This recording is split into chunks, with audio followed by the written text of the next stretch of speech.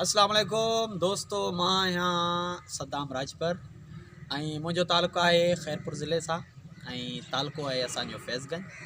ऐं तव्हां ॾिसंदा हूंदव मूंखे मुख़्तलिफ़ ड्रामनि में मुख़्तलिफ़ किरदारनि में ऐं तव्हां ई सॼणनि जे लाइ कमु करे रहिया आहियूं।